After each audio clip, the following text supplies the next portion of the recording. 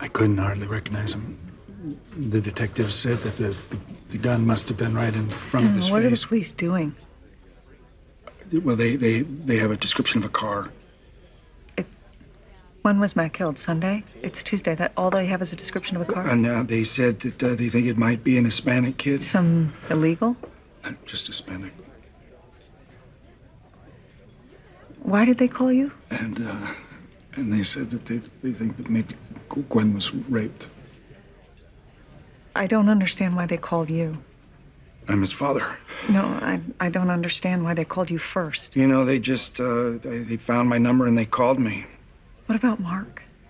Yeah, I wanted to, talk to you first. Oh, you haven't called Mark yet? Well, no, oh, my I thought God. we should call him together. I'll call him. He's my son, too. I'll call him. We need to be a family now. For both our boys right now, we need to be a family. I need to talk to the police. I need to find out why they're not doing anything. Hi everybody, I'm Peter Travers and welcome to Popcorn, where we tell you what is poppin' in the culture. And it's not just popcorn that's there, but my guest today, Felicity Huffman, is starring in a limited series on ABC. How convenient that's where we are today. That's right. And it's called American Crime. And in it, she plays somebody who is pretty shocking. She'll tell us about it, but I want to say, going into this, that this is one of the best performances you're going to see anywhere right now. So stay tuned to American Crime. Well, you are. That's so nice. Unless you turn out to be a horrible, brittle, controlling in the interview. I was about to go. No. Who knows what will happen? But this is kind of a shocking part. Yes, she is This is no shocking. Desperate Housewife stuff happening No, here. no. I'm lucky enough that I was looking for something that I think if I'd carried over Lynette, I didn't want people to go like, oh, there's Lynette as a cop and there's Lynette as a police officer. I wanted to be able to disappear enough so that I could service the story. And I think it wouldn't have done John Ridley any good if I'd carried a history of, as people remembered me into the series. So I was glad that I could get rid of it. So did Bill, as I know him, Yes. did he read this script too and say to you, listen, no way, you're not playing this? No, I have so many things to say about Barb, but my conundrum was, the way into the character was, she is a dedicated mother, she wants to be a good mother, and she's there to get justice for her son. So that's how I knew I could relate to her, and yet she says such off-putting, harsh things. And I didn't know how to marry the two, because I felt like someone who is just serving justice wouldn't take the time to go, hey, 30 years ago, you screwed me over. And he said, no, it's all in line. She's doing one thing. She's there to get justice for her son. Anything else that gets in the way, she pushes it aside and moves forward. And that helped me because her motivations are noble. How they manifest are harsh, but she's trying to do the best she can. I don't want to do spoilers, but it happens right away in the show that we know that Barb's son has been killed in a home invasion. That's right. And the suspects in this case, the race angle enters into it. Yes. Because they're either Hispanic or black or Yep. something is going on with this, and they're looking. You and your ex-husband played really well by Timothy Hutton. Timothy Hutton's so good. Yeah. You're so mean to her. Well, okay, but are. he was such a jerk. He was a jerk. He was gambling away all the money. I mean, to leave your young wife and her 2 young children destitute with no money and then be off gambling and living the high life Hell with and then him. abandoning them forever. I'm sorry I said those good words. Yeah, he's not. And yet you could see from the poster, too, what's going on there. I know. Isn't that a great poster? That tension is there, and yet the two of you are united trying to find out who did this. Yes. The DP on this, it was the rap party, and he came and said, I thought you guys hated each other because you never talked to each other on set, and I thought you couldn't stand each other. We were like, no, we just had to concentrate on what we were doing. You started in the theater, didn't you? Yeah, as a matter of fact, I'm doing a play right now in Los And Angeles. here I think that which you is were an right with me oxymoron. here in New York. A play, yes it is. Yeah, a play in Los LA. Angeles. Would it be by David Mamet? It would be by David Mamet. Wow, it's a shock. He called up and said, you want to do a play? And I said, is it yours? And he said, yeah. And I said, absolutely. I think you said in one speech, I really appreciated Aaron Sorkin for seeing me in David Mamet's play, so he would cast me. You're really good. You're really good. My you work is can done sort here. of thread it together. It's true. I was doing a David Mamet play at the Atlantic Theater Company, and Aaron Sorkin came, and that's why I got to audition for Sports Night, which is what started me out. And I'm still on ABC.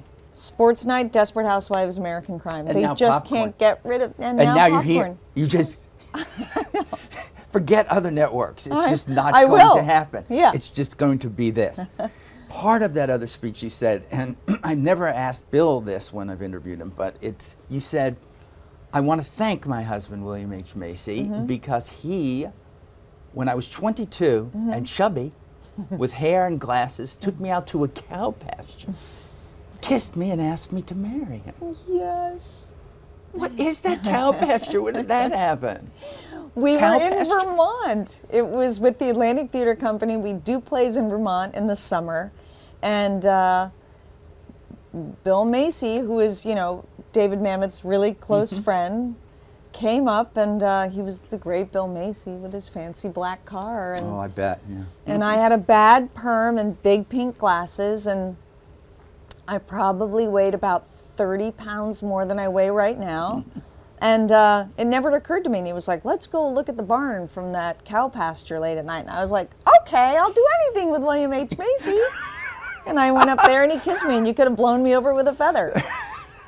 So you were easy. It was just Oh my God. just Yes. the fame For whore. him, It yes. was just that he had done Mamet. Oh. And that was going well, to no, be. he was, yes, I just knew he was brilliant. Yeah. Well, when I've talked to him about you, he's always said, yeah, it is a great marriage, but she turned me down so many times I can't remember. He told you that? He told me that. He just spilled. Are you lying? Not at all. I would never lie. He said it was a turn down. I was so scared of getting married that I said, I think twice I turned him down. Was it twice? Well, he exaggerated. Yeah, well, never let the truth get in the way of a good story. No, we don't ever really want that. No. Flicka is, of course, what Bill and other people in your life call you. Flicka, yes, that's right, I forget, yes. Is it from the book, the movie, the... No, it's not. It's from, you might know this, being the cultured fellow that you are. Do you know, they laughed, they're like, They did. do you know the opera singer Frederica von Stade? Yes. Okay, so Christmas with Flicka, remember, you used to have those ads? She went to high school with one of my sisters. I'm the last one of 8 kids. So by the time I came around, my mother had used up all the family names. My sister was going to school with a girl named Flicka, and she loved the name. So she said, I'm going to call her Flicka. And then I think my grandmother said, okay, but it's not Catholic and it's not Christian. She said, oh, okay, we'll formally call her Felicity, but we all know her as Flicka. So that is how Flicka came into being. So that would be people who knew you or know you would call you. Yes. You would always be Flicka to But them. Peter, you can call me Flicka. The great Lauren Bacall, shortly before she passed on, I said, how long would I have to know you to call you Betty? And she said, I don't have that many years left. So I'm honored by this one. You're so good in Transamerica. Did that shake you in some way when that happened, when you got that part and approached it and people said, you did good, Flicka, you did good? I first of all, I have to give credit to Duncan Tucker, because he's the one that presaged all this transgender stuff, and that was 10 years ago. And I was just lucky enough to sort of ride his coattails on it. And it did rock me because I didn't know anything about transgendered people. And, I thought of them as marginalized and other, and I left going, oh my gosh, I so admire them and they're so brave.